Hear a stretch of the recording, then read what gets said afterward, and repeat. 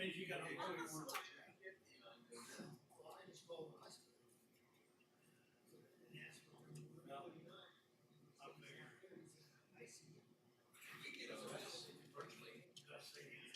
No, they can watch it on YouTube, but they can't participate. I noticed some of the invitation, it looked like you could. But not participate. I said, huh? They can't participate. But I always go, like, I'll watch, planning commission this afternoon on YouTube, which is better connection.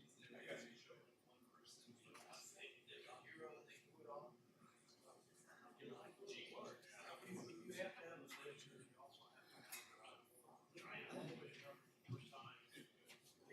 No disrespect. you go get a job. It's complicated. All right. Good figures to walk in there and they spend forward, change tires, every kid's dream is to go out there and work in the gas station. Because it's all screwed together. So sure. Post office, that the application stuff out.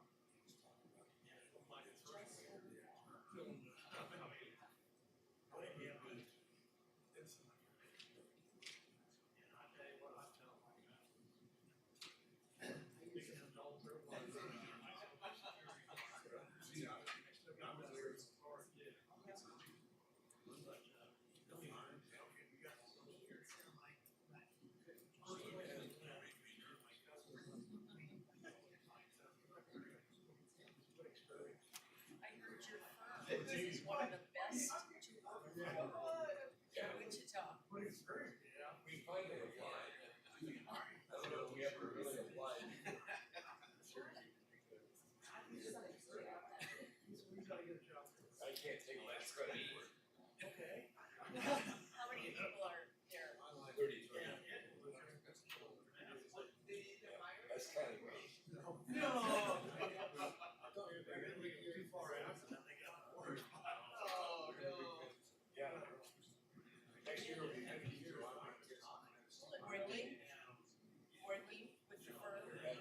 The first. And then the firm? What is this you got, Joe? You got a new bride? Yeah. I'm a little bit jealous.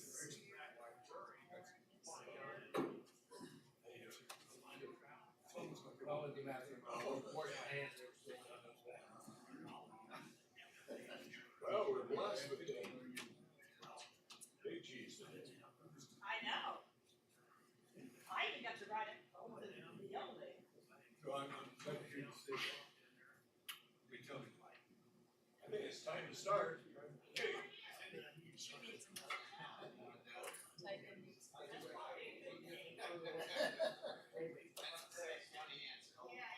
Well, we were going down to the end of Johnson was down there. We didn't know whatever. Oh, I'm sorry, but no. Thank you, Joe. How you doing? I love you too. How you doing? That's awesome. Yeah, that's awesome. Where's my buddy here? Where's your buddy? Oh, you're right. Carter, right? Yeah, he's got a ring.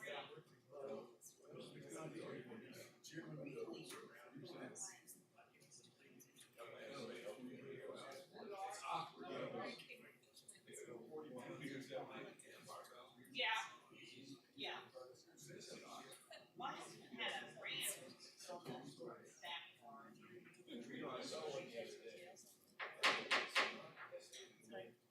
Morning, everyone. Yeah, that's.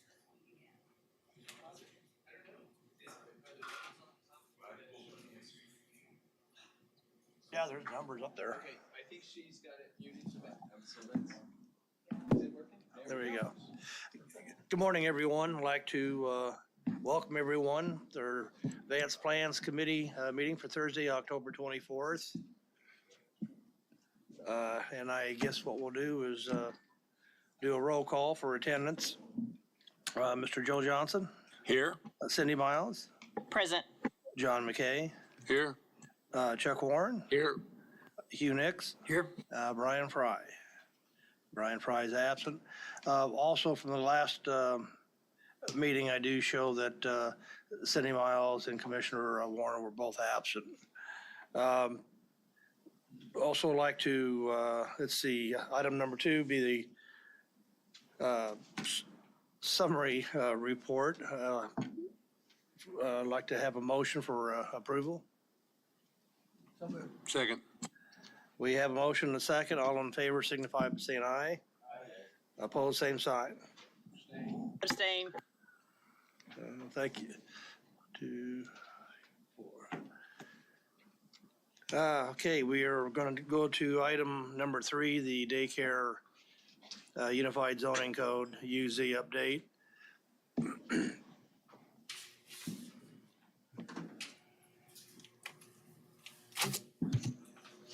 Good morning, everybody. Justin Constantino with the Planning Commission here to walk through daycare in residential zoning districts. Next slide, please. So the purpose of this discussion, we talked about it a little bit at our last meeting on October 24th, is to provide some information about this particular topic, answer any questions, clarify any questions that you had asked previously, and make a recommendation to the MAPC. That is the ultimate goal. Next slide, please. Today we will discuss definitions, just again to clarify what the daycare general versus the other daycare use, daycare limited is. We'll discuss our current process, possible text changes to the unified zoning code, and we'll discuss a possible recommended action. Next slide, please. Definitions, as I mentioned before, daycare general versus daycare limited. I'll go through those specifically. Generally, what we're dealing with today is the daycare general use, and then we'll also go through the definition of a home occupation, which is a definition that plays significantly into the daycare use. Next slide, please.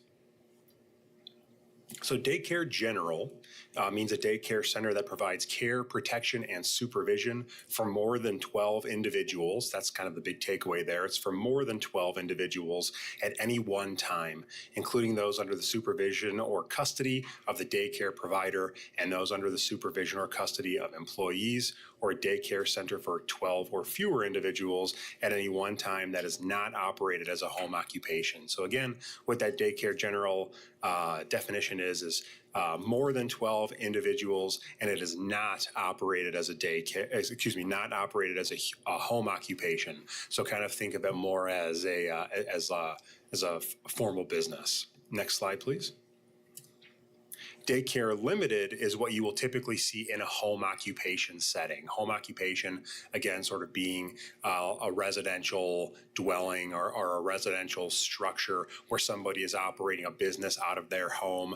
Daycare limited generally fits into that category. It's generally operated as a home occupation that provides care, protection, and supervision for no more than 12 individuals at any given time. Next slide, please. The definition of a home occupation are intended to permit and establish certain incidental and accessory home occupations in residential and rural areas.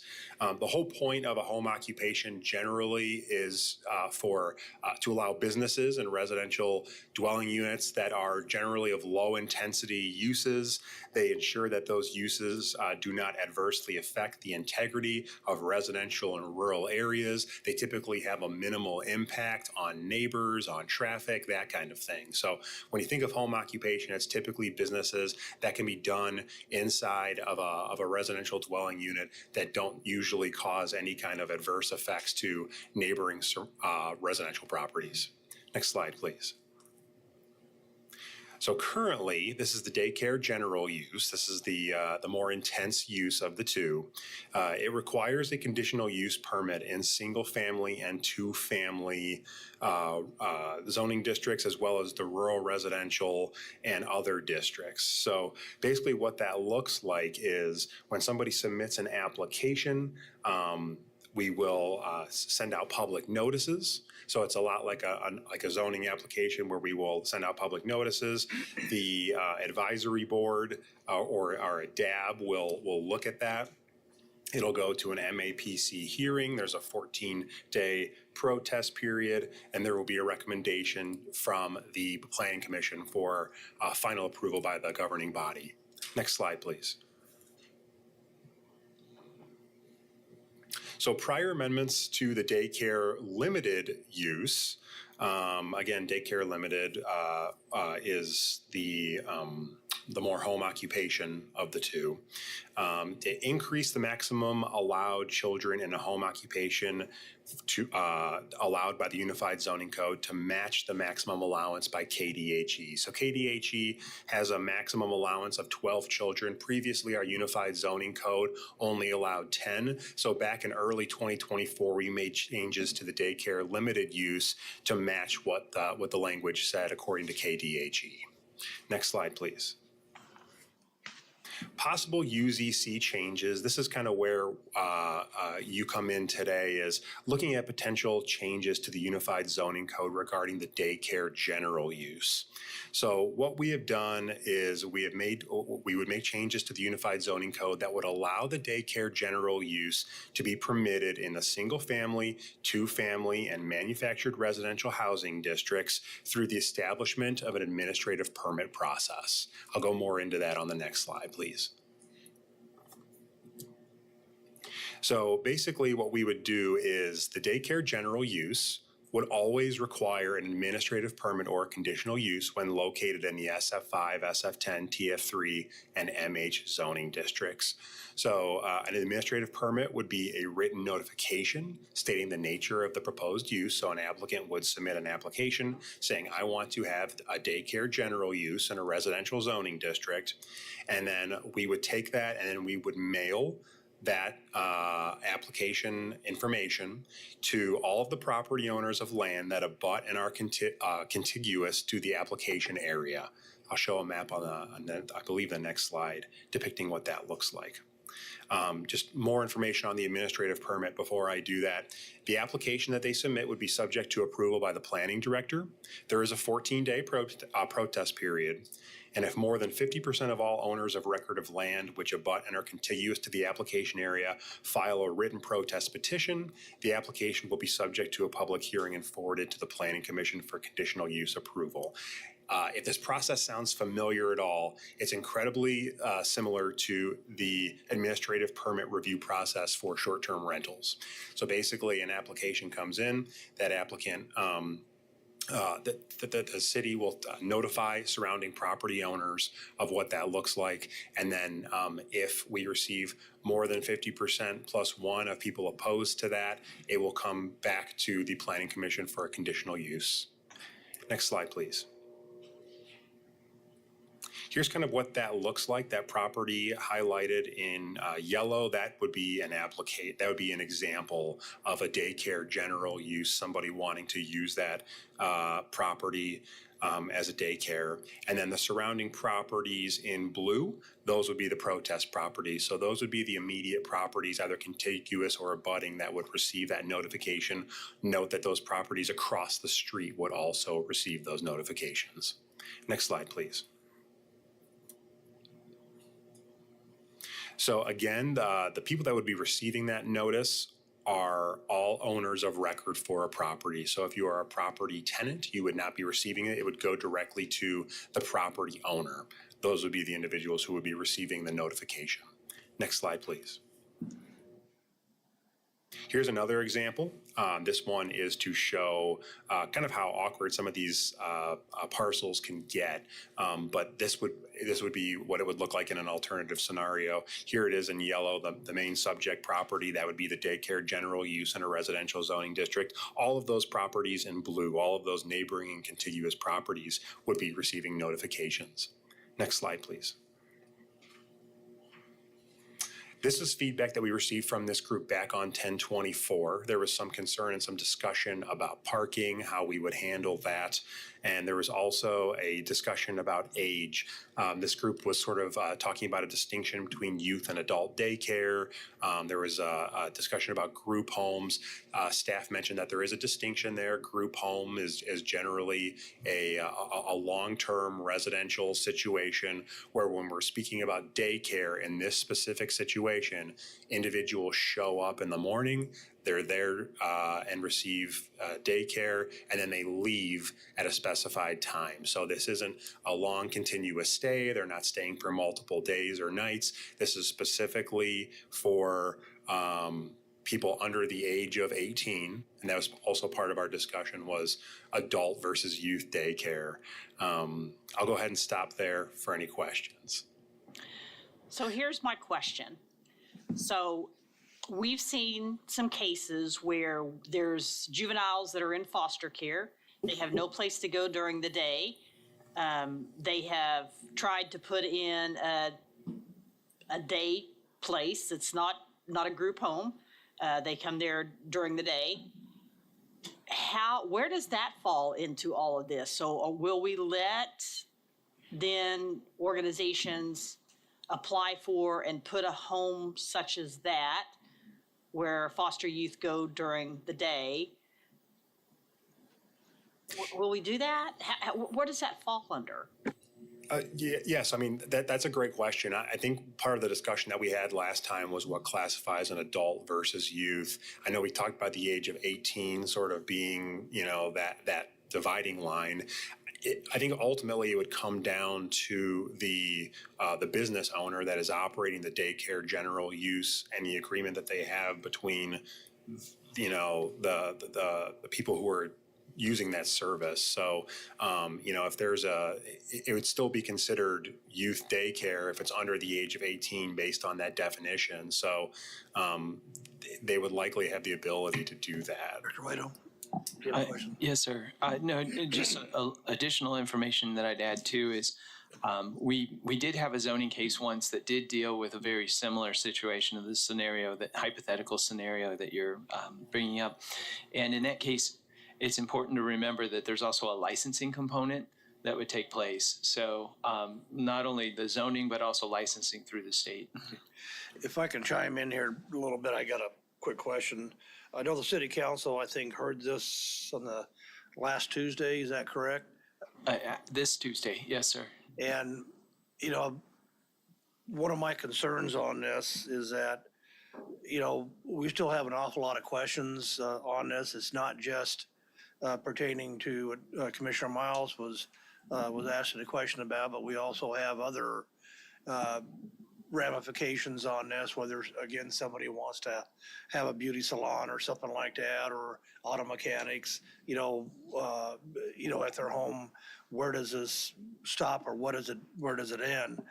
I think that at this point, I think it would be best, or at least I would make a recommendation that we defer this indefinitely until we can have a actual sit down with the city council, members of staff, members of the planning commission to go through this. I'm just afraid that at this point, if we go ahead and rush through this or recommend, that we move this on, we won't have those safeguards to make sure that we're not doing something that's going to create a lot more problems down the road.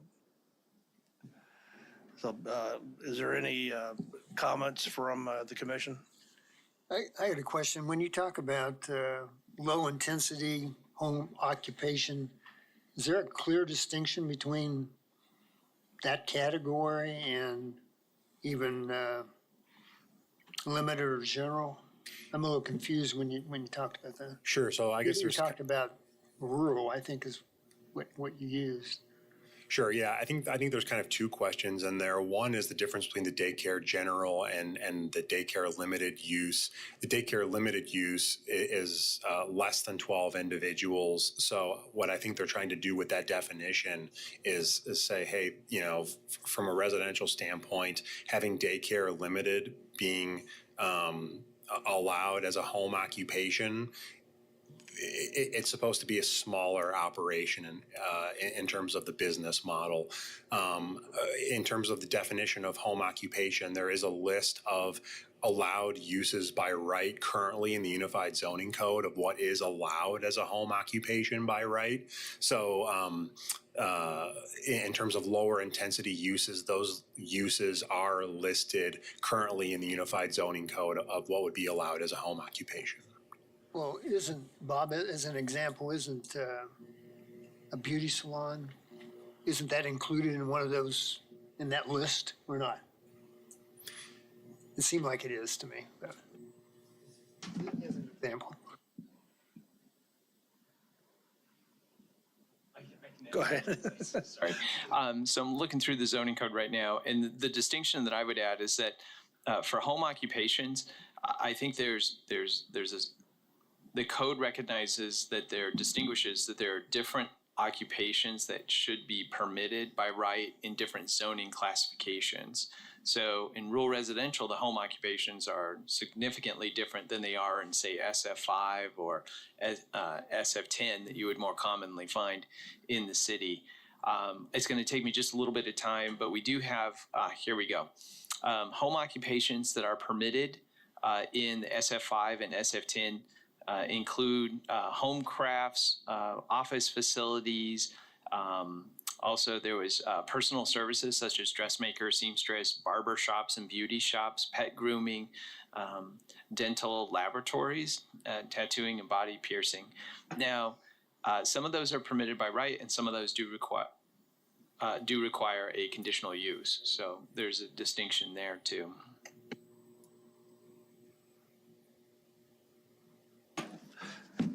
Commissioner Warren?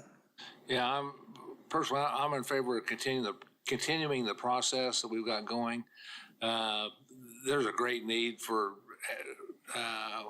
childcare, and it's been done traditionally. It's been done quite often in neighborhoods, so I think we need to add definition to it and add a process to it, so that if it is a problem, we can protest it out. But I think we need to go forward with the process rather than stopping at this point. There may be some unanswered questions, but I don't see us opening up Pandora's box by allowing this and then therefore giving somebody else on a totally different use an open door to try to sneak something in. Okay. Commissioner Marquette? I just have a question. I know this is not the same, but we have the daycare, which we're talking about now. We also have group homes, which is governed by the state. And I don't think that a whole lot of people understand the difference, because going back to what Cindy said earlier, that was part of the problem that we had with that case a number of years ago, was the difference between what we were saying and what we thought we were saying. I don't know if that's been clarified in these definitions or not. And going one step further, if this is that important to spend this much time on it, then this needs to be the classification. Forget that it goes in zoning so-and-so and so-and-so and so-and-so, that goes along with the other different groups that goes in the same zoning. Would it be simpler just to simply state, all right, daycare goes in these zones, and because like they were saying, you got car mechanics, home deals, you got all kinds of classified together. And if this is important, we think we're going to change things around, it ought to be really clear where we're at. One other thing, we discussed this before, is that you have down here manufactured housing. And I think in most people's cases, we're talking about mobile home park or mobile homes.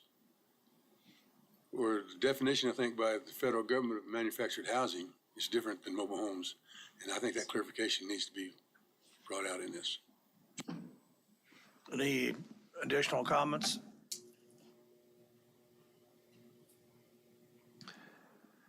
Well, seeing none, does anybody would like to make a motion on whether or not we table this or we move this on? So I'd like to make a motion that we table this for some additional definitions in regards to what, I guess, just some additional definitions, I guess. Well, let me ask you a question along with that motion. Will that recommendation possibly include having a workshop with members of the planning commission, I think city that could council certainly, and staff? I think that could certainly be a part of the motion. I'm just not comfortable without additional clarification to move forward. I think this is an important issue. Of course, I'm, involved in a number of things in the community that's trying to address the shortage of childcare facilities that we have overall and the shortage of childcare. But I'm also involved in a lot of conversations in regards to care for children who are in foster care, children who are juvenile justice involved. And I just don't want to, I want some clarification because I don't want to open up a can of worms, but I do want to take care of the issue. Commissioner Hughes, did you have a question? Well, because we're spending so much time on this, I assume it's been a problem and come to you in various shapes and forms. I mean, is that the reason we're here? So the background on this one is that there was an initiative that took place, I think it was even earlier this year, last year, where the Association of Child Care Providers came to the city council and said, at least and one council member who is a champion for this said, this is an issue. So we looked at changing the code to better match, better align the zoning code with KDHE regulations so that they could have the up to 12 children in a daycare. So that was approved. Following that, there were similar discussions that took place about the ability to operate a daycare in a home and if there were any regulations that were affecting that and could be looked at being updated or revised. And so that's where what you see in front of you is coming forward is it's in order to address the challenge of being able to operate a daycare in a home. And so the city council took action on Tuesday about this, and that action was to formally initiate the process. It wasn't to make a final decision. I just want to make sure everyone's aware of that. And so that's why this item is in front of you, is because having received that feedback, we figured we'd explore it with you. And what I'm hearing today is that there are concerns about this process and how the definition, so group home, how it's different than a group home, and we can explain that better. We can work on explicitly explaining that in a PowerPoint and documents in the future. But I'm also wondering, is there what other feedback or additional information would be helpful in order, because I'll get asked the question about, okay, so it's been put on pause indefinitely. What is the threshold, or what is it that people are looking for in order to move it to the next step? And I want to be able to answer that question. Well, I think you've had some questions asked today. That's a start. And I would guess that 6 people sitting here, or 7, whatever there is, sitting here has opinions, and we got another half of a commission that needs to be advised too. And if the city council person has said, well, we'd like to have this done, then let's have the study it, bring it back to us, and do like we do in normal cases.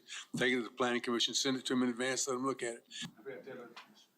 Have to have a specialist just talk about it, and that's what needs to be done before we recommend anything. Yeah, because the staff recommendations right now are for the changes for the unified code moving forward to the MAPC for approval, and we're not there yet. So we have, I'd like to, also for the record, Commissioner Fry has just entered the meeting. So this time I'd like to ask Commissioner Miles to re-clarify her motion, and then do we have a second? So my motion really is to just postpone until we receive additional clarification regarding these descriptions and potentially convene city council and or other groups, planning commission, to discuss this in further.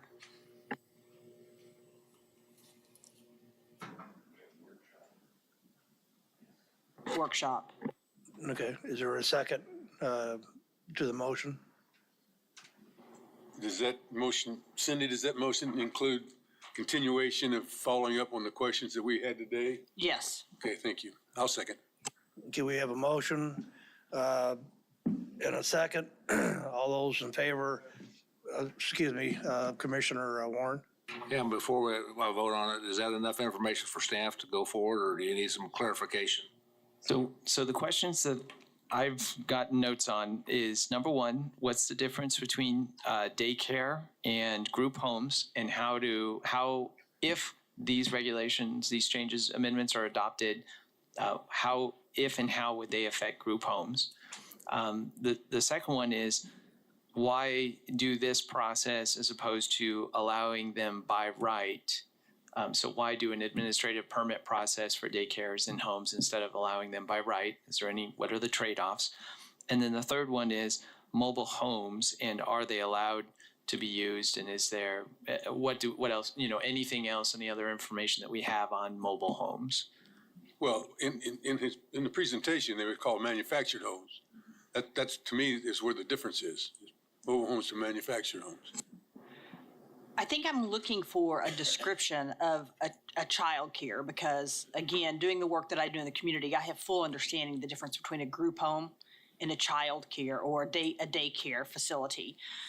But again, clarification for even if they're staying overnight, if we have foster youth that are coming into a child care facility during the day because they need a place to go during the day, that could be different kids every day. It wouldn't necessarily be long-term based on whether or not they find placement.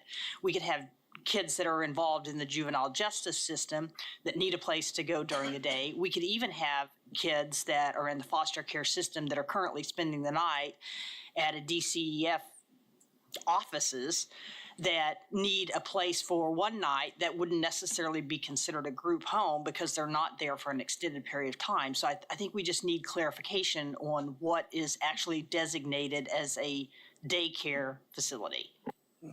Okay, but that also did include having a workshop on this, or, okay. So we have a motion, we have a second. Just back to John's concern about the difference between manufactured housing and mobile homes. I think manufactured housing are put on a foundation and mobile homes are movable. That could very well be, but I think that all I was saying that we used manufactured housing and there's more different classifications. A lot of people think manufactured houses are mobile homes. And so do you want to put these in a mobile home park? Do you not put it? That's all I'm trying to say is the clarification of what goes where. And it's just in that portion is, to me, it's too general. And I think Cindy just brought up something between group homes and daycare that maybe some going to have to work on that because that one of them breaks the state law. Happy to bring this back next time, and we can address each of those questions individually on a slide and include some information in the staff report with that. I can try and go through those right now, but it does sound like you would like some more time to be able to kind of go through it more in depth. So more than happy to accommodate that. And no disrespect to the chairman, but I think having a workshop is premature to getting back what we as a group came up with. Okay. Commissioner Warren? I guess my question is still the same. Does that give you staff enough information to, and if so, can we peg in an approximate timeline? I'm not willing to go for an indefinite suspension, but target 30 days, 60 days, 90 days. With the questions that have been asked, we can get that in answers to you in a written form and be prepared to do a presentation in as little as 2 weeks. We would certainly have it done by your next regularly scheduled meeting, but we could have it done as soon as 2 weeks if you wish. What is the next scheduled meeting? That is a great question. Let me go to my calendar on the 12th. Thank you. December 12th? That's correct. Could that be incorporated into the motion? Commissioner Miles, would you be willing to make a revision in your motion? Sure.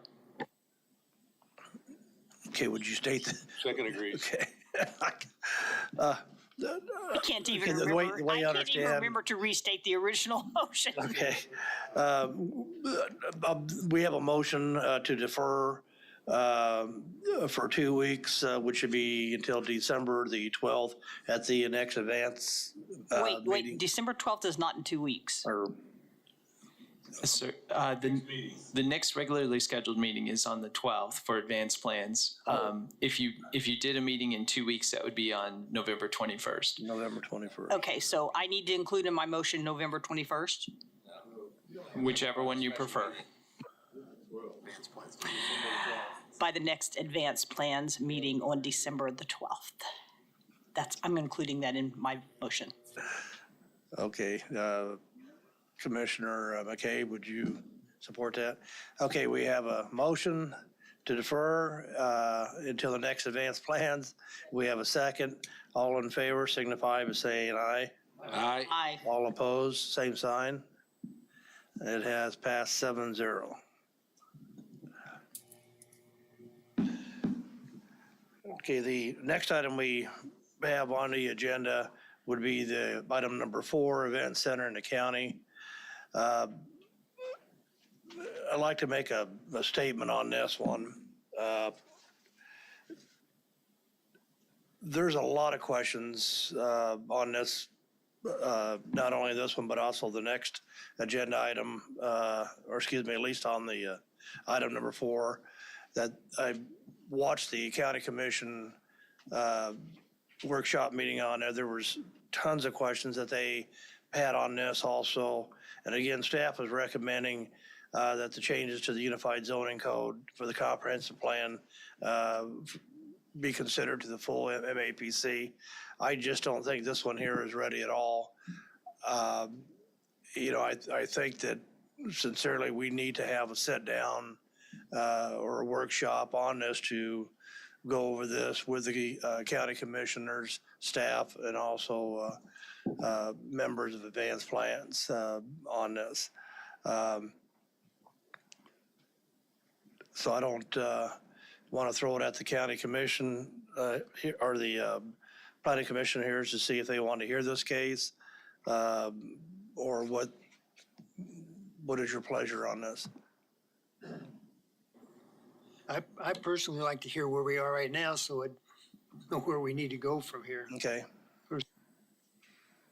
Okay, Justin? Sure, yeah, and I'm happy to walk through this. I think it's good to provide just some, again, some general background information on this case. I'll try and go through this presentation somewhat quickly because many of you did hear it on the 24th, but it is good to sort of reiterate some of these points, even if you choose not to move forward with it this morning. So I'll go ahead and kind of kick us off. Next slide, please. So again, the purpose is to provide some information, provide some background on this topic, how it originated, answer any questions that you might have, provide a forum for discussion, and then make a recommendation to the MAPC potentially. We'll see how it goes. Next slide, please. I will be discussing the background on this, kind of how we got here. I will go more into detail about the specific changes that are recommended in the Unified Zoning Code, those draft text changes that you have as part of your meeting packet today. I'll go over some of that feedback that we received that Chairperson Aldrich alluded to from the Board of County Commissioners meetings, and then some of the feedback that also came from this group on 1024, as well as the draft review and update process. Next slide, please. So background, next slide.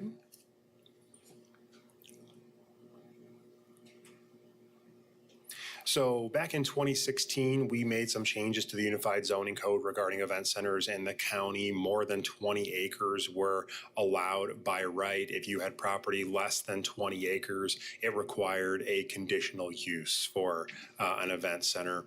Since 2016, but especially ramping up in 2023, there have been multiple complaints regarding event centers in the county, including noise, trash, signage, traffic, and dust getting kicked up from that traffic to the point where back in October of 2023, the Board of County Commissioners at a staff meeting instructed staff to review the definition, review the process, review the Unified Zoning Code regarding event centers in the county. And then again, we followed up with them, the Board of County Commissioners, on December 2023 at their staff meeting and discussed this issue a little bit further there. Next slide, please. So event center in the county, currently defined in the Unified Zoning Code, premises that are frequently rented out for public or private activities, that are not repeated on a weekly basis, and that are not open to the public on a daily basis at times other than when an event is scheduled. Next slide, please.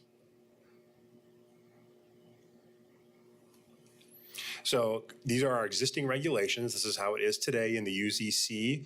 Event centers in the county are permitted in the LC, GC, LI, and GI zoning districts.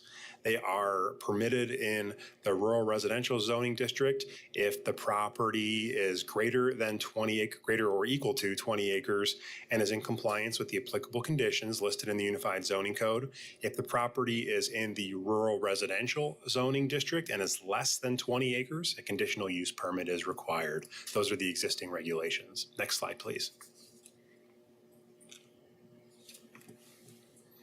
So the existing regulations regarding parking is required to be on site. One space is required per 4 occupants. Aisles and parking surface must meet fire district approval and must have ADA hard surfaced parking areas. All lighting for these event centers need to be downcast, shielded, and limited in height. Next slide, please.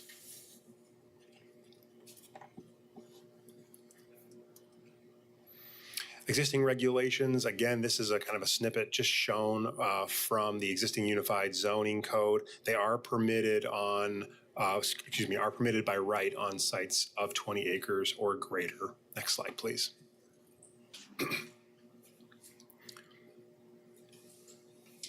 Other communities, next slide. So staff did best practices research in other counties. We did present this information to the Board of County Commissioners. We looked at several counties within the state of Kansas, neighboring counties, and counties up by the Kansas City area. Those are shown on this page here. Next slide, please. Survey results, based on what we came back with, 60% of counties that we surveyed had no regulations in place regarding event centers in the county. 2 of the 10 had, they were working towards developing specific regulations, and the other 2, the other 2 did have specific regulations already in place. Next slide, please.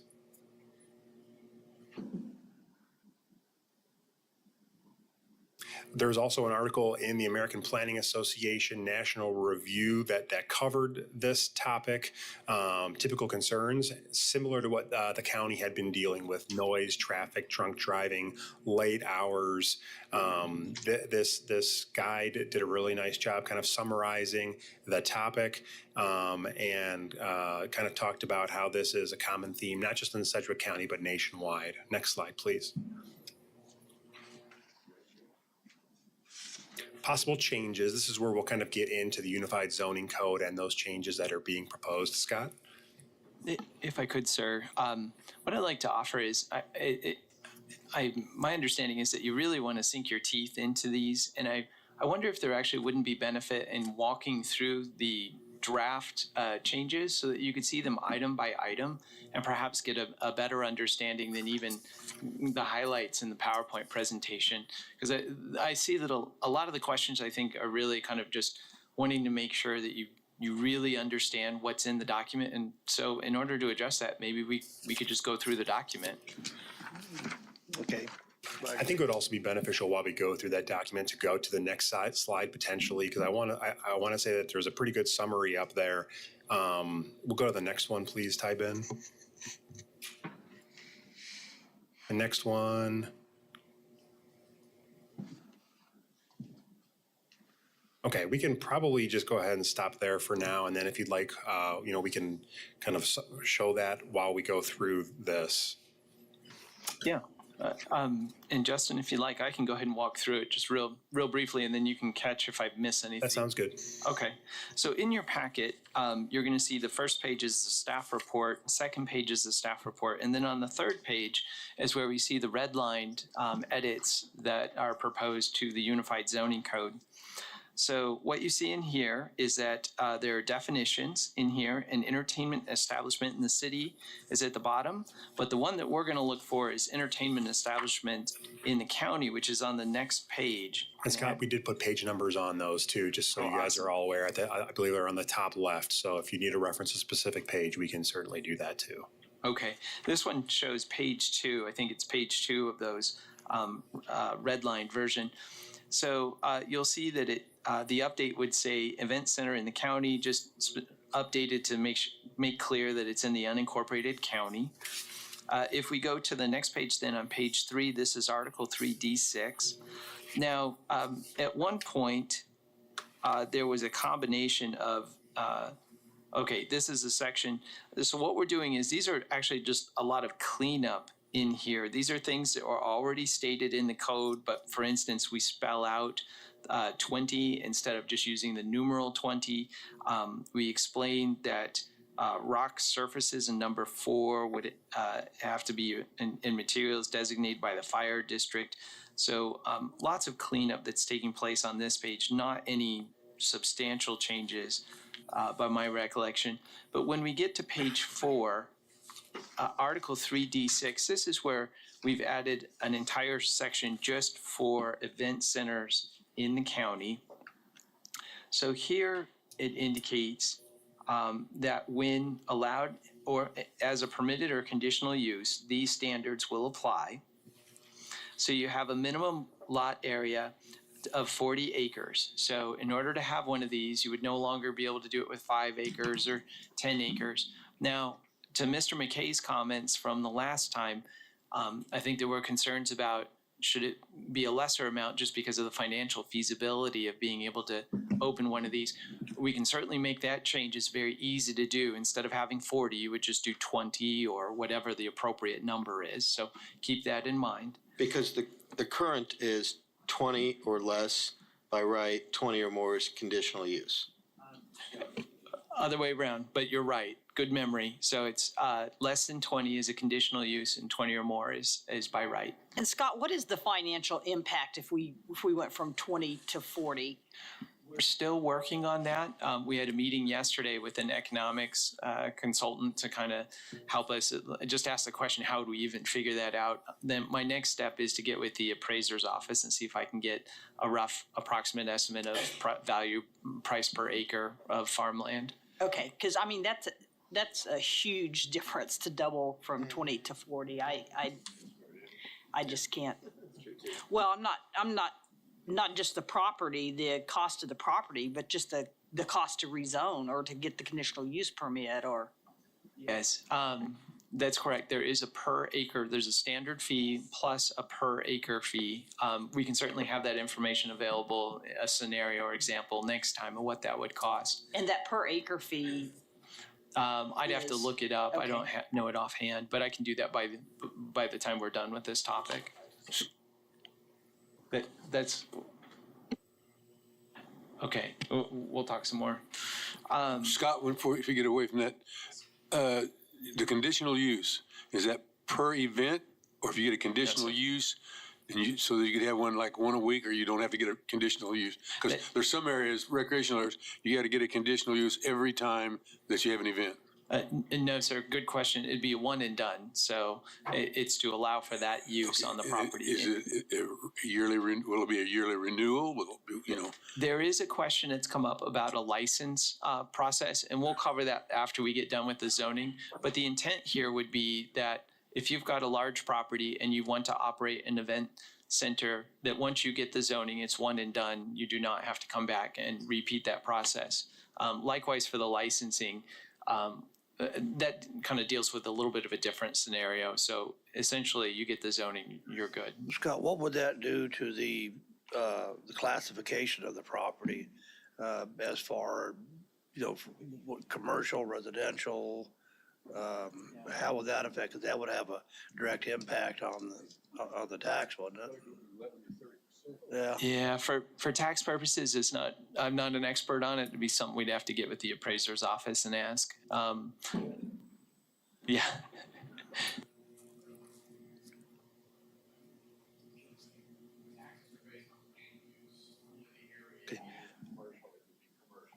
Okay, can I get you to come to the mic, please?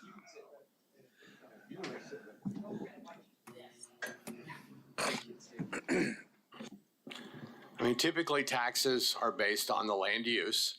So if you have a 40-acre property, but they're only using 2 acres commercially, that 2 acres is going to be taxed commercially, and the rest of it's still going to be, if it's farmed, it's going to be ag use, ag land. So the full 20 acres, let's say by right, full 20 acres would not be taxed at the 20 acres or just the actual area that was being used? Typically, that's the way the appraiser looks at a property is how that property is used. So if you only have a couple acres that are being used commercially and the rest of it's, cutting hay on it, then that's probably going to be considered still ag use. The clarification of by right, 20 acres. That was one of the questions that I had last time that's one of the dollar and cent ramifications is that there's a lot of difference between a 2 acre on a 20 acre to get a permit to do it than to charge the whole 20 acres. Isn't that right, farmer? Is that right? So for tax purposes, our understanding is that it's based on how that individual piece of property is operated and used. Correct. And it can be divided up. As far as the appraiser is concerned, it can be divided up in different uses. Then the second part is, in terms of right now, the 20, it depends on, they don't all have to be the same tax parcel or ownership parcel to achieve the 40 acres or 20 acres that we're discussing. The idea is simply that they would have ownership or control of that amount of land. It could be multiple properties. The reason why that's in there is because the issues that we're hearing about light and noise, a lot of that are things that travel distances, and so trying to create additional space to help reduce those instances in the future where there are complaints. Yeah, because if you're looking at, say, 40 acres, I could see the appraisal's office right now going after the entire 40 acres. But if it's only going to be, I don't know, 5,000 square foot, for example, I mean, how are you going to make that determination? I think that would come down to first of all, I would hope the appraiser's office wouldn't, but if they did for the whole 40 acres, you could appeal that, and then you would bring in your evidence about where the events are happening and where there are structures, and you would show that, and then I think you would have a very strong case to say this is the limited area out of that 40 acres. You also mentioned, with the lighting and noise and stuff, and this might be jumping ahead here a little bit, but especially being out in the county, what enforcement mechanism are they gonna come up with, for that, the noise level or the light? When it comes to actually doing the enforcement, I'll defer to Kelly. When it comes to what's in the regs, I'll at least take a first stab at it and then look to everyone else to jump in as we go through this, we're just at the first point, which is number one, the 40 acres. As we go through, you'll see information about the noise and et cetera. Okay. So moving on to number two, if everyone's comfortable. No, wait a second. Let me get off. I've got one more deal. Is there a grandfather for what's here now presently? Yeah, yes, sir. Yes, sir. Those would be I grandfathered had two in. questions asked because we just approved one about a year ago down south by Derby. It was on 5 acres, I think it was, or something to that effect. Yes. So number two is that in terms of the use, so no part of any structure or outdoor area, so it includes indoor and outdoor, except the driveways, shall be located within 200 feet of any property line, nor within 300 feet of any dwelling unit not located on the subject property.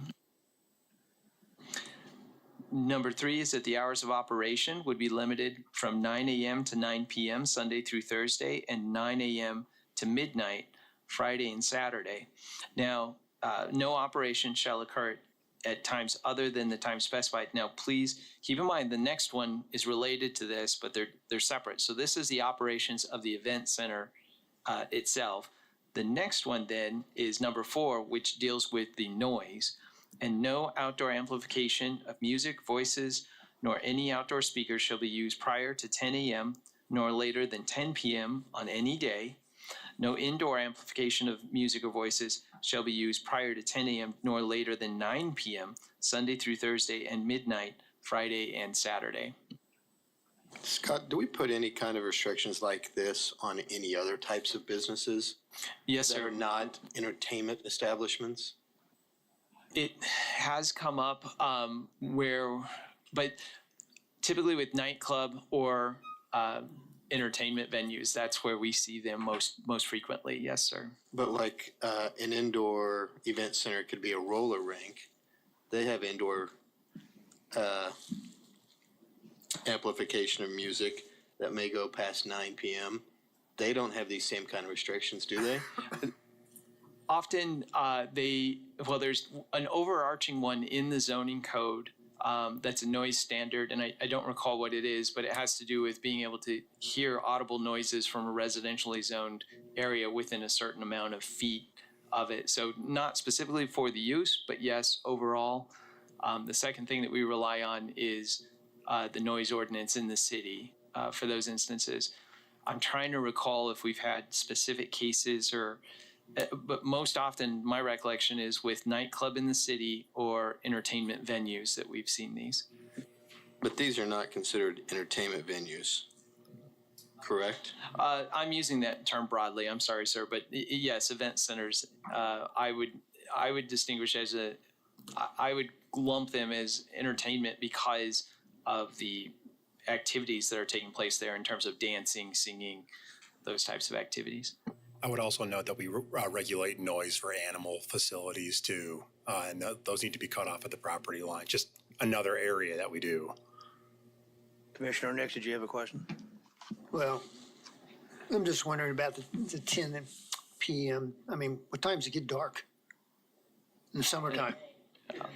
It can be as late as between 9 and 10. It can get About 10 o'clock.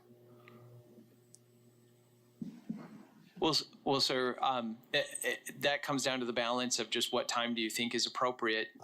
We're trying to balance the factor of noise possibly spilling over and affecting the neighbors, as well as the person's ability to celebrate and have fun on their property for regularly scheduled events. And that's where we landed. We had some conversations about, weddings and events and how often do people do the dancing. The sheriff's office disclosed that in their experience, that they find that a lot of places, venues in the county actually close a little bit earlier just because of the transportation time that people have to depart. For some reason, they just see that the events end a little bit earlier. Now, we have made that distinction about hours of operations being different than the hours when the actual music is going on. So to us, that was important to make sure that people had the ability to continue with their celebration, even if the outdoor music was shut off a little bit sooner. Commissioner Warren? I think I know the answer to this question, but there's nothing in this that would keep you in private citizen who owns a farm, a 10-acre hobby farm with a barn, and I want to have a party and I invite 75 of my best friends over and operate. That is excellent question, and yes, that's correct. This would not affect that because this is where transactions that people are paying to be able to come and celebrate on someone else's property. And in that instance where you've got family, friends, no one's paying for it, it's an event that you're hosting. There have been issues with that, and that is another part of the presentation that Justin has. And so that's another regulation that folks are looking at. How does this impact, because I'm seeing event centers now pop up in the county where they actually have places that people can spend the night, so maybe they have cabins or something like that. And how does this impact that? This is this regulation does not directly tie to that, but another one that's on your agenda today does, and that is the short-term rentals in the county, because we are seeing that combination of cabins and homes that are available for rent. So number 5 is based on one of the questions. A lot of this is based on the questions and conversations that were held at the staff meeting with the BOCC, but also the conversation that we had with you all, which is that we heard comments about should there be a noise level or limit specified in decibels for event centers in the county. And so we've inserted that is 65 decibels, and I'll turn to Justin to provide some more background on it, but it's highlighted there because it's a new piece of information.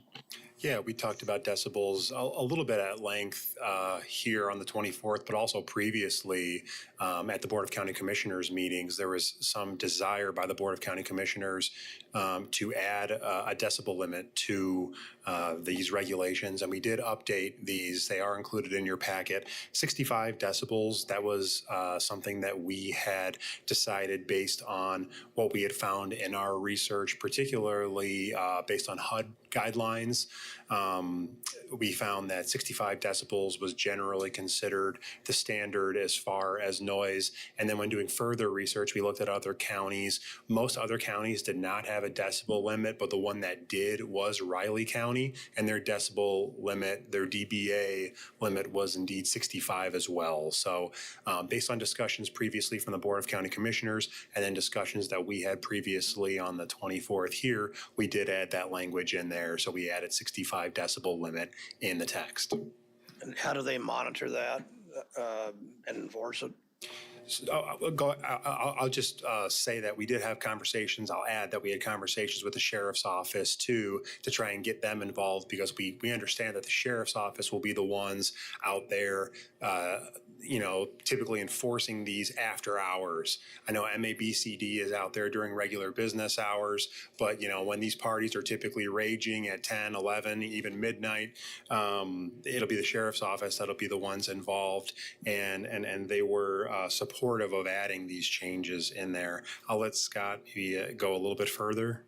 I just would also add that you may be familiar with the city's process where there's an ambient noise measurement and then there's a decibel level above the ambient noise.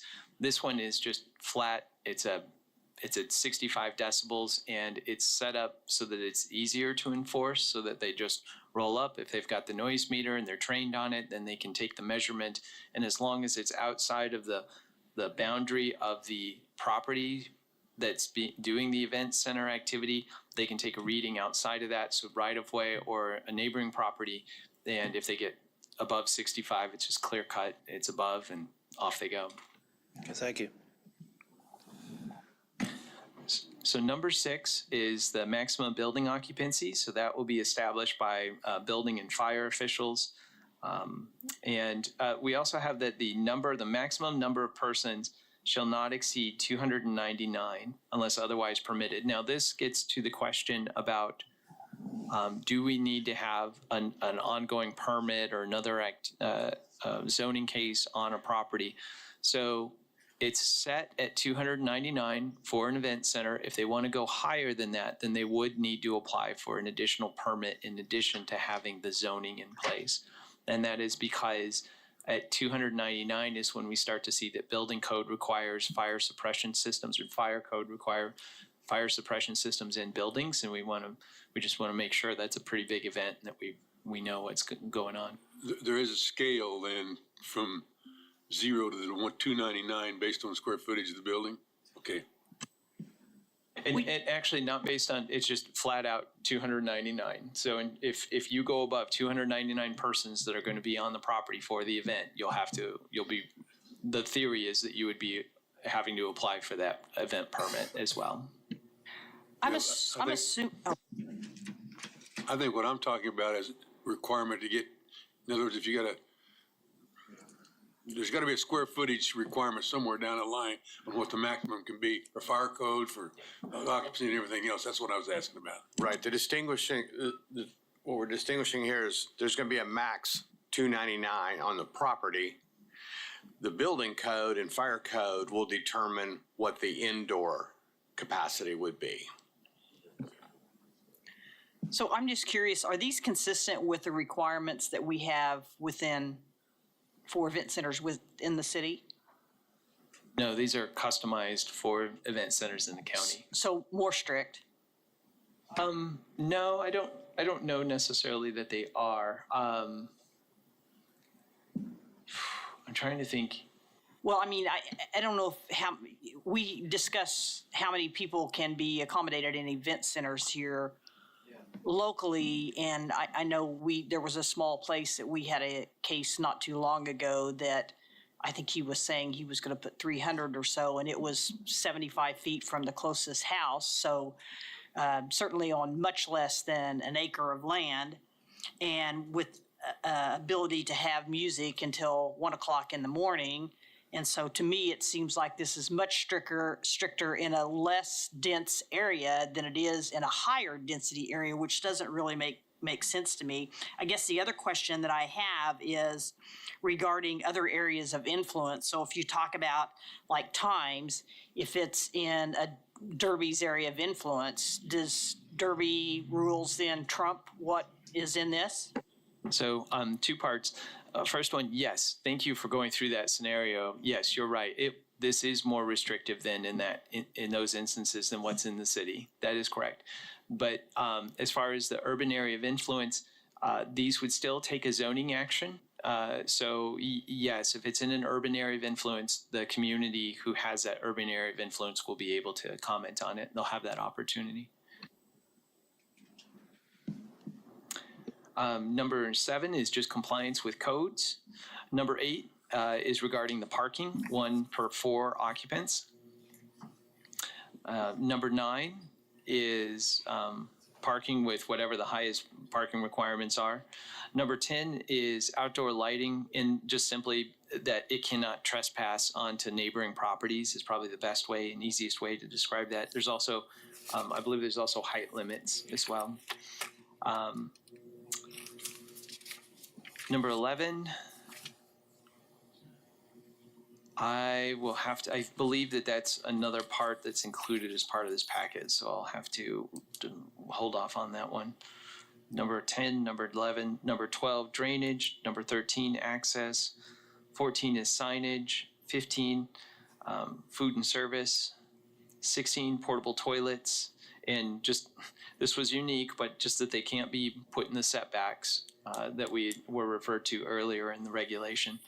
And then 17 is that there would be a site plan. And I believe the comments that we'd heard last time is that there should just be one site plan submitted, that you would not have to submit a different site plan for every event unless there are changes to how they want to set it up. So I have one question. Number 16 bothers me a little bit. You're going to go out and spend the money to put an event center in, and you're going to have portable bathrooms in the county?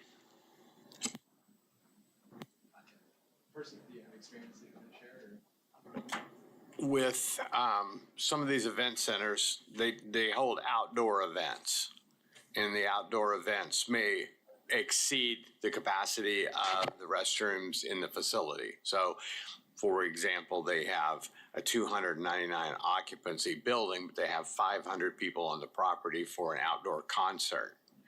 And they find that bringing the portable toilets in is that's what the event operator is wanting. And I agree to that. But what I'm saying to you is you got an event center that you spend, let's say you spend $500,000 or $750,000 to build this nice building.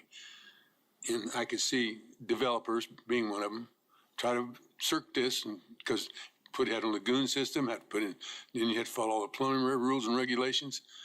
So I don't know if that should be, 16 should be,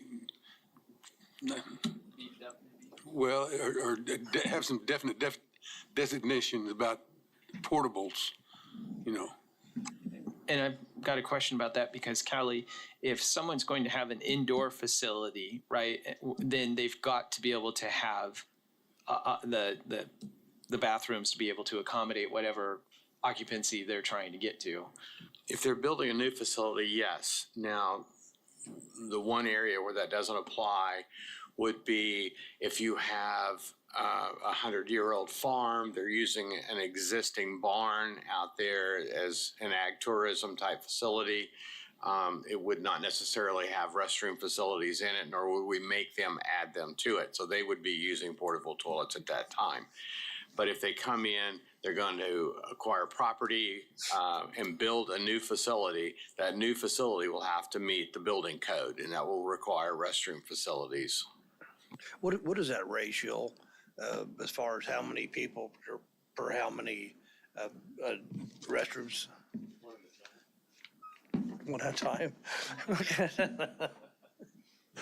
I'm not a commercial plans guy, so that I don't know. I do know that when it comes to sizing the wastewater system, we have EPA guidelines that we go on based on the occupancy, the number of occupants in that building, and also whether or not it has a kitchen or not. Yeah, I just didn't know whether you have 100 people at an outdoor event, you have to have, 5 porta potties there. We don't have a requirement for that I'm aware of. Maybe that's something that staff, we can look into. Maybe I would assume there'd be a health code or something that would require that, but we can look into that. We don't have an immediate answer on it. Okay, everything else looks like on there, it's just pretty light corrections and changes. Kelly, I got a question for you. There's a whole set of regulations, I think, for agritourism, is there not? And is there any conflict between those regulations and an event center? Do they kind of collide somewhat when you're out in the county? I'm going to ask Kirk to help us out with that question. Kirk Sponsor, Deputy County Councilor. There are some portions of our unified zoning code that do address agro-tourism, basically. And there are some additional rights and privileges that are associated with those uses. At this point in time, I'm not going to speculate on overlap. I mean, I think it would be on a case-by-case basis whether they meet the parameters of agro-tourism. I think they're less. I mean, if I were to develop an event center on an existing farm, as an example, I might claim that it's an agritourism sort of activity because I think they're less restrictive than what we're talking about. That would certainly be an approach, and I don't think, in a lot of instances, I think that makes sense. Yeah. I do want to mention that I went over it quickly, but number 11 is screening. And in this instance, it says that screening shall be provided only if determined to be necessary by either the Planning Commission or the governing body. And the reason why this screening is in here this way is because given the size of the properties and the location, our assumption is that there's probably not going to be neighbors around, except if they are noted, then staff would make a recommendation to you about whether screening should be included or not. We didn't want to require it just carte blanche and have them go through the expense of providing that.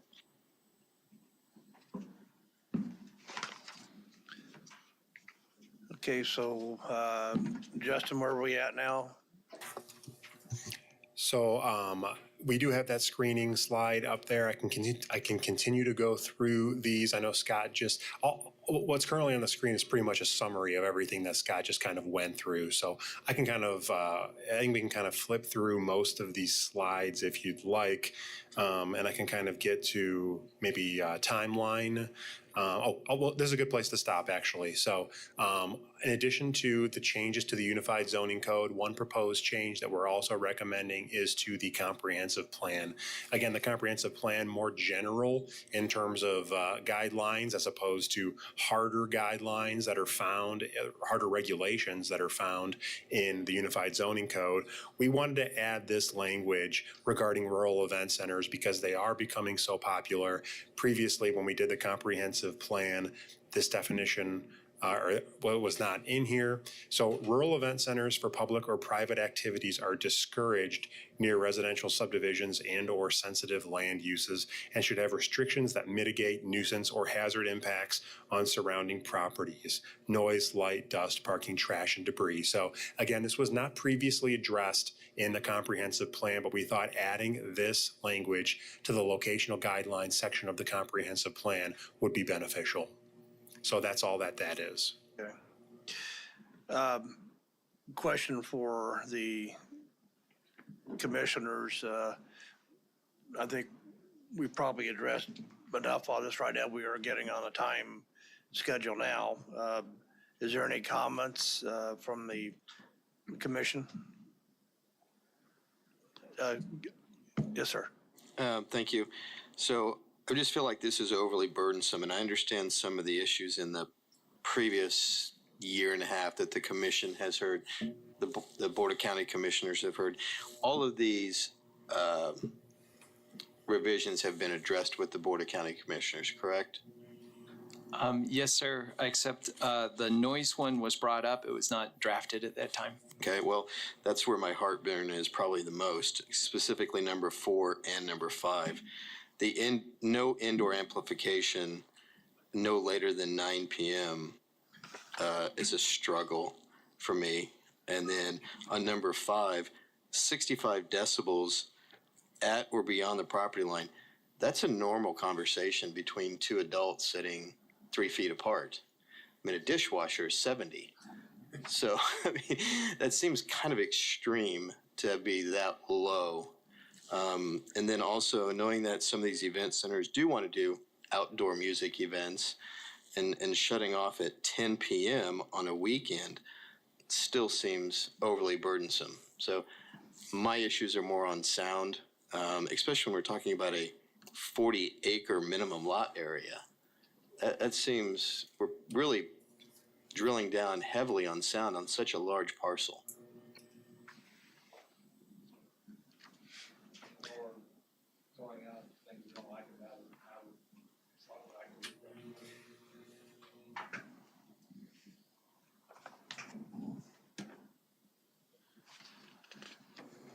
I just think we should get these closer to mirroring what we require in the city and not, I think this is just a little bit too extreme. It sounds like there's, again, I don't think this thing is ready to move forward on this. We can defer it, but I don't know whether or not anything is going to get updated or corrected or fixed on this. So basic, I'm going to ask, are there any suggestions from staff or from the commission on this? Commissioner Hughes? Well, it seemed like it was stated before that it's more strict in the county than it is in the city, which seems back-ass words to me. Excuse me, but seems wrong. I mean, it should be less restrictive out in the county. I mean, if you get a complaint from a neighbor, you got one person that's complaining. If you take a case like, if we're supposed to say this, like the humidors example, you got noise that affects 50 or 60 people probably. So it seems to me that it should be less restrictive out in the county than it is in the city. I mean, it seems like we're going backwards to me. And I think this slide is kind of good to address the one that's up here. This is our current noise ordinance in the city. So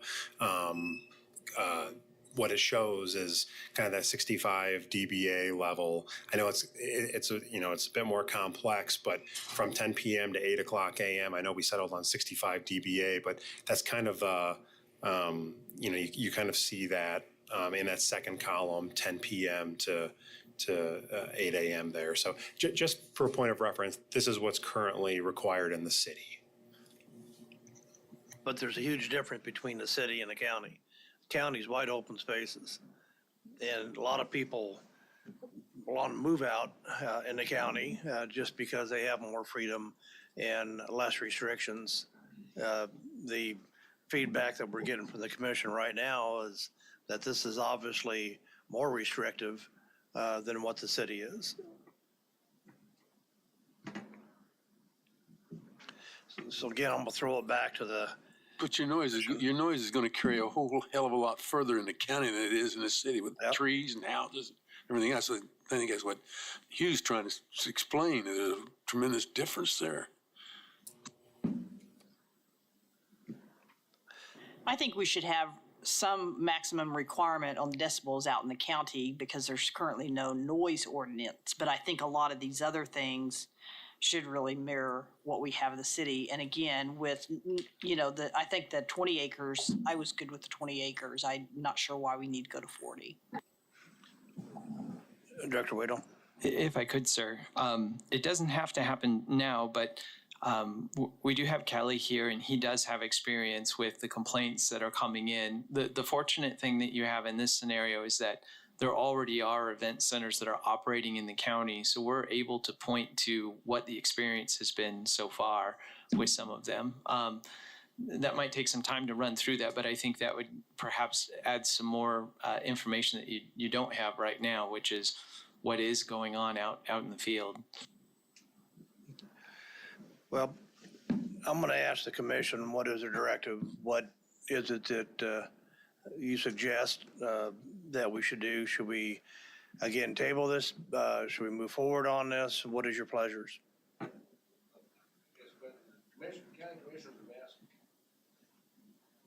County commissioners have asked for us to come up with a plan.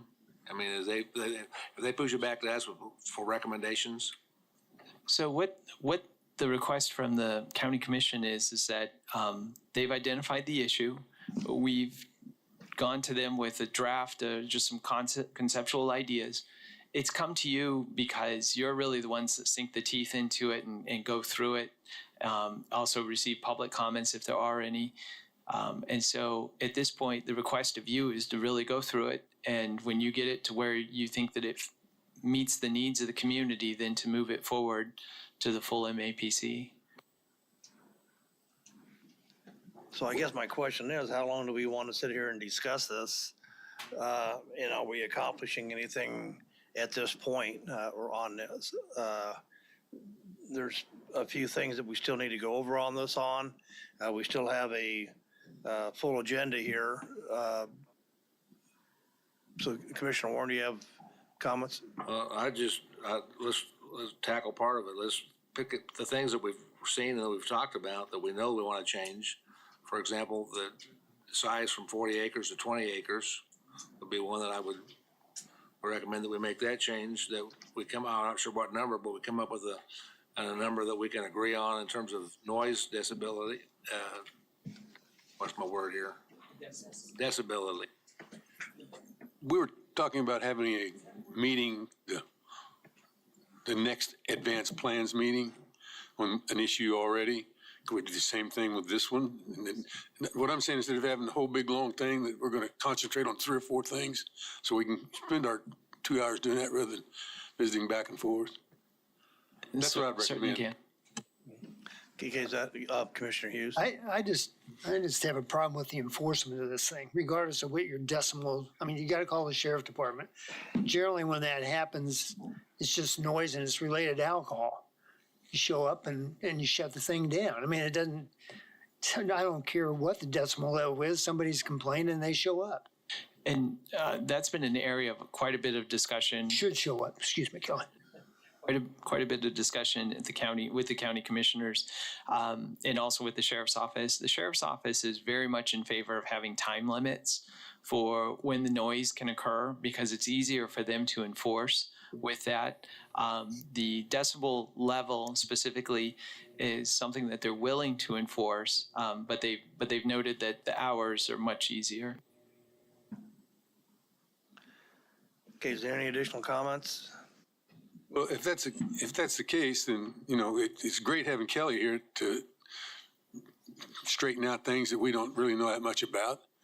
And so if we're going to have these 2 meetings and meetings with a couple of things, bring in somebody from the police department or sheriff's department or somebody and say, give us the reasons why you want to do this and why it's easier to do that, or, so that we can feel comfortable going to the rest of the commission and saying, These are the things we're recommending that you do or you don't do. You bet. Yes, sir. We've met with them. We did invite them to both this meeting and the prior meeting, but we will emphasize your desire to see them. Concentrate on that now, not all this other stuff.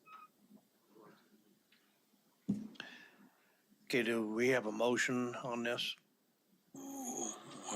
Do we need, well, just postpone it until our next advanced plans meeting, and at that time, try to cut the advanced plans down and concentrate on 2 or 3 items. Okay, we have a motion to defer for 2 weeks, or excuse me, for the next advanced plans. Second. We have motion to second. All in favor, signify by saying aye. Aye. Opposed, same sign.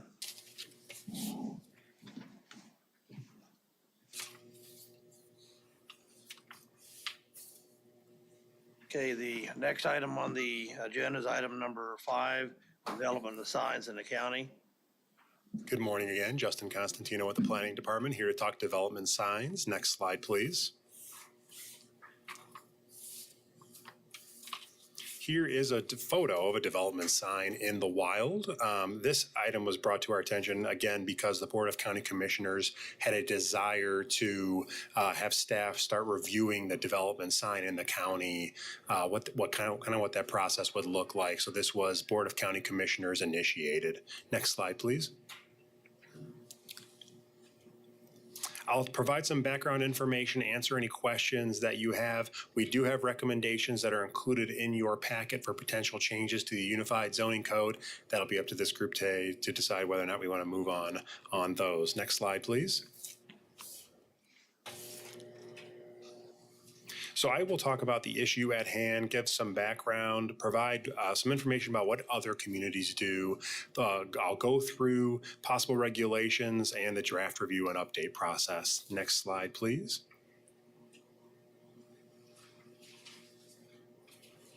So the issue at hand, next slide, please. The question is, should development signs be required for zoning or subdivision cases in the county? Currently, they are not. Currently, it is not in the Unified Zoning Code for the city either. So it is a policy that the city has to have development signs in yards in the city prior to a zoning case, 13 days prior to a zoning case. But as it stands right now in the county, they are not required. Next slide, please. A little bit of background here. Next slide. So currently with public notification for any kind of zoning case, we use letters. The notification is published in the newspaper as well. Signs, as I mentioned before, signs are posted 13 days prior to a zoning case. We do post that on the webpage, and emails are sent out to homeowners associations when applicable. Next slide, please. So notification letter, the purpose is obviously to notify nearby property owners. Recipients, again, those are received by the property owners, and the addresses, they come from a title company. So as part of the application process on any kind of zoning case, we require a list of individuals or property owners required to be notified, and then we take that list and the zoning notification is sent out by city staff. Next slide, please. Here's an example of what that published notification looks like in the newspaper. Next slide.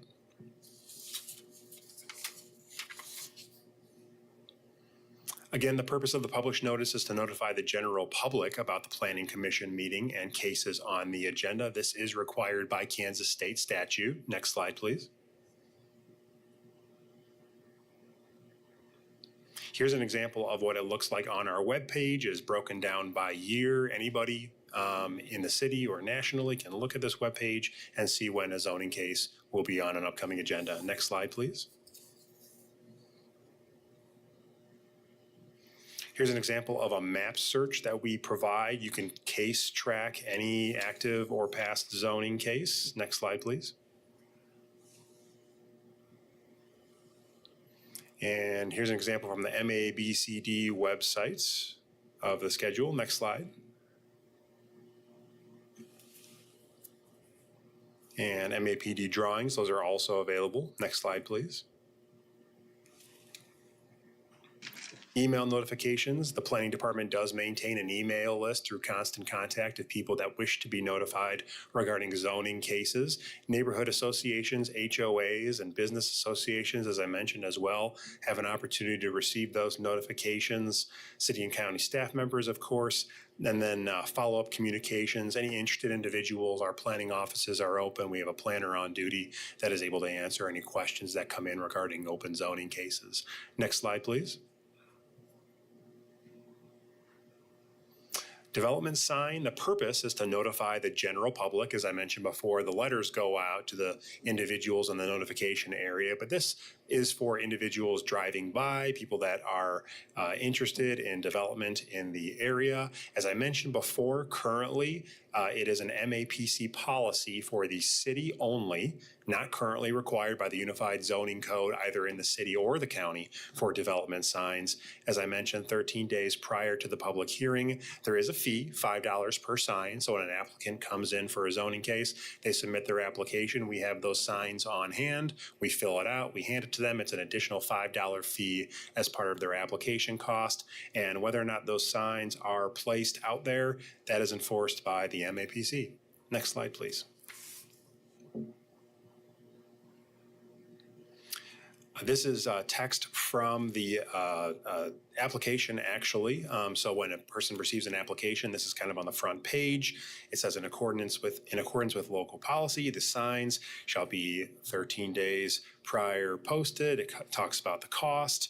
And so basically this is just an image of what the sign policy is in the application document itself. Next slide, please.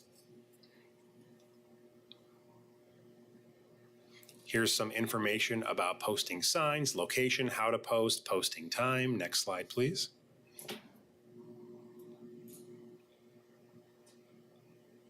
Here is the policy statement. Next slide. Other communities. Next slide, please. We created a document. This is a state of practice report on what other communities do regarding public notifications and sign posting. We'll go to the next slide, please.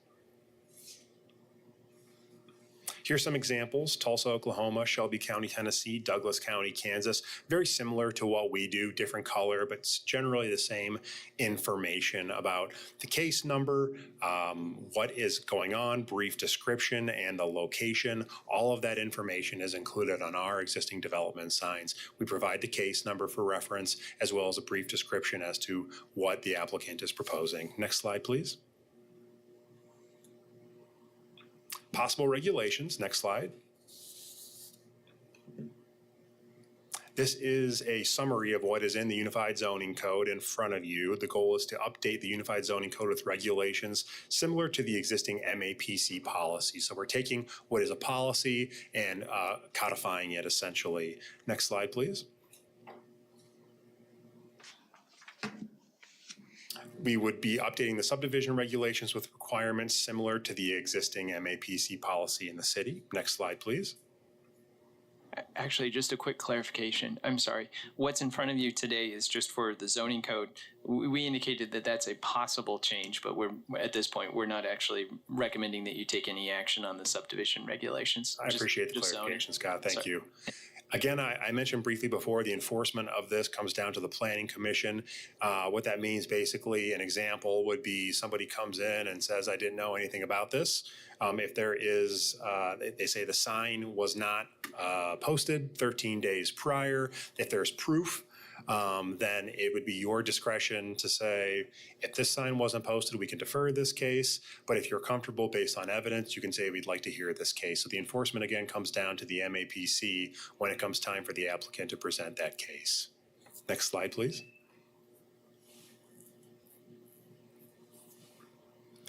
Sign standards, again, they are administered by the planning department. When that applicant comes in, we tell them the location, how to post, and the posting time. So the applicant should have that information upon submittal of the application.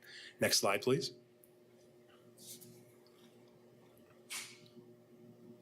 Draft review and update process. Next slide.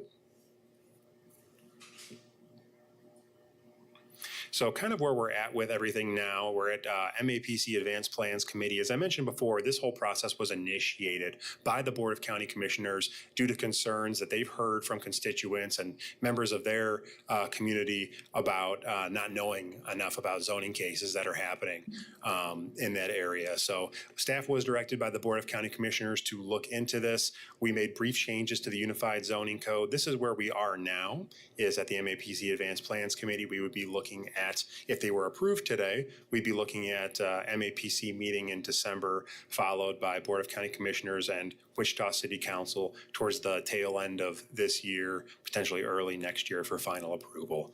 Next slide, please.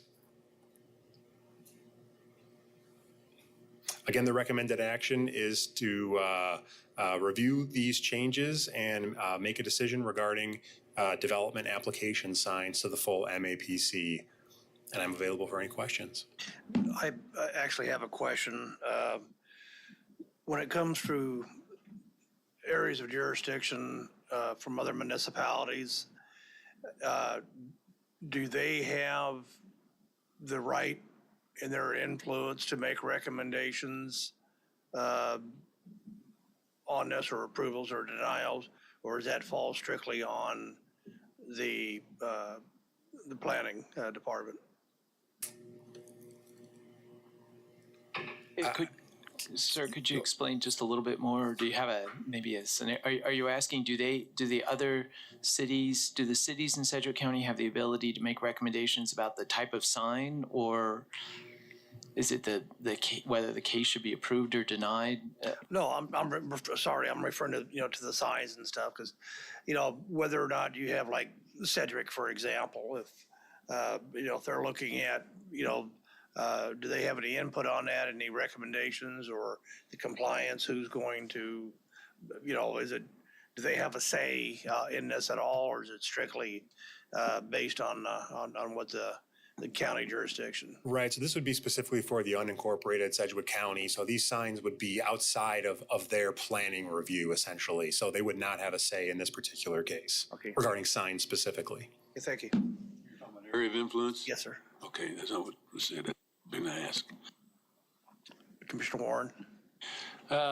You got some information on that you give to the applicant when and where they have to place signs? Correct. Would it be possible to have them take a photo of that and send it to you as proof of date of when the sign was established? That be part of their requirements?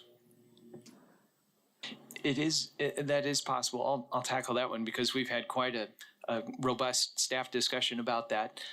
You do have the ability to add that in here as part of the zoning code to require it.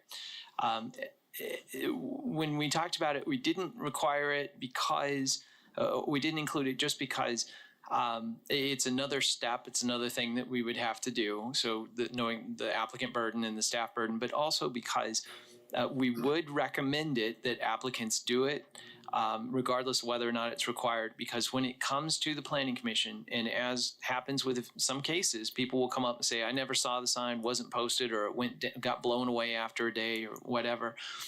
We will turn to the applicant, we will turn to you all to make a determination about whether or not substantial conformance has been achieved with how they put out the sign and everything. And yeah, exactly, that's part of it is, if the applicant does not have a photo or anything that they can provide as evidence, then it makes it probably a little bit difficult if you got 3 people saying that the sign wasn't there for the period of time.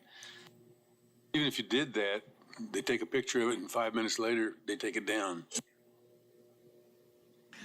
Commissioner Nix, did you have a question? No. I'm just going to make a motion that we move forward with this. Okay, we have a motion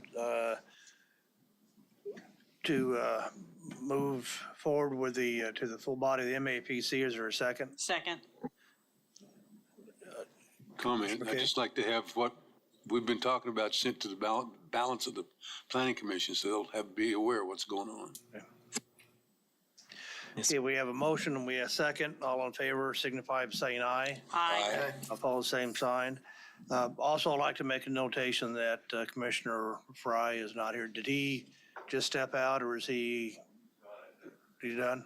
Okay.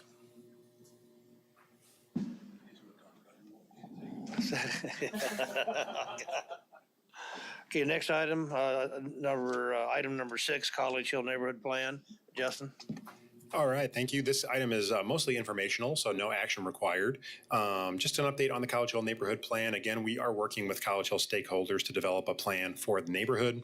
The plan will serve as a guide for future policies, programs, and infrastructure. There is a 15-member steering committee that we meet with on a regular basis. The project team, so far, we've hosted a community kickoff meeting. We've had individual focus groups for the business community, schools, churches, and nonprofit organizations, and we have released an online public survey. Yesterday was our last meeting, not our last meeting, but the last meeting that we had with the steering committee was held yesterday on November 6th. That was our 9th steering committee meeting that was held in person from 4 o'clock to 6 o'clock p.m. at St. James Episcopal Church in the College Hill neighborhood. The steering committee discussed strategies and actions surrounding neighborhood character within the College Hill neighborhood plan. That included maintaining historic brick streets, preserving the urban tree canopy, and maintaining and evaluating aging infrastructure, among a few items of conversation. The project team will continue to meet through November to analyze feedback provided by the steering committee members, and we will begin drafting strategies and actions of the neighborhood plan shortly. Any questions on the College Hill neighborhood? Talk about parking lots? There has been some discussion about parking lots at previous meetings, yes. Any additional questions from the commission? Thank you, Justin. The recommendation on this is to receive and file, and it's filed. Thank you. Item number 7, MAPD updates. Director Waddle, this is on you. Yes, sir. And in the interest of time, it's been a robust meeting, so I'll just do it real quick. Just know that our case numbers continue to go up and down. We've had a turbulent year, as we always do with cases. I would highlight, though, that closing on Monday took place, and I believe we had somewhere in the ballpark of 15 to 18 cases that were submitted. So the December meeting will be very robust. Again, Justin highlighted the College Hill plan. We're also working on securing the contract with the vendor to do the parking for the Unified Zoning Code and look at those standards. And so we're just moving forward with a bunch of small things or a lot of things. Some are small, some are large, and you'll see write-ups of those in the update. So thank you, sir. Robust means long. We probably will need cookies because it's the holidays.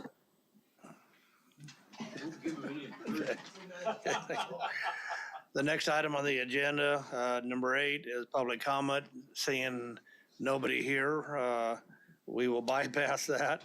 Is there any additional business? Seeing none, our next meeting would be Thursday, December 12th. Motion to disband. No, not disband, just adjourn, please. Yeah. Give a motion to adjourn. I'll make that motion. Is there a second? Okay. Off the record, Kelly, how many complaints do we get about?